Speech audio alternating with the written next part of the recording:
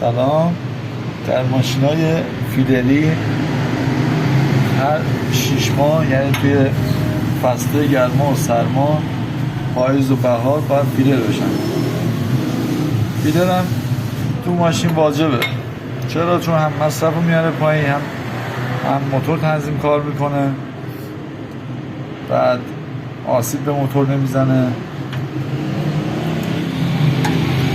خاطر همین باید به موقع فیلر زده شه. فیلر هم به چه نحویه؟ موقعی که انگشتی دود و هوا قیچی میشن، شماره 2 سیلندر 2 موقعی که قیچی میشه، شما 3 رو میزنید. 1 قیچی میشه 4 رو میزنید، 4 قیچی میشه 1 رو میزنید. به این نحوه. الان این قیچی شده، ببینید. بله، الان جفتش با هم تکون. آره.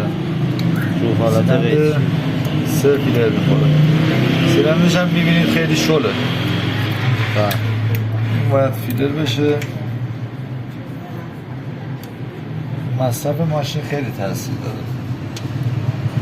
مصرف سوخت ماشین. الان عادی شد، ببینید قشنگ جذبه. جذب این ولی شله، ببینید شله. بله. باید جذب شه.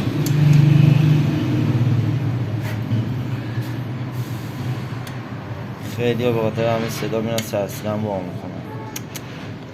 بله.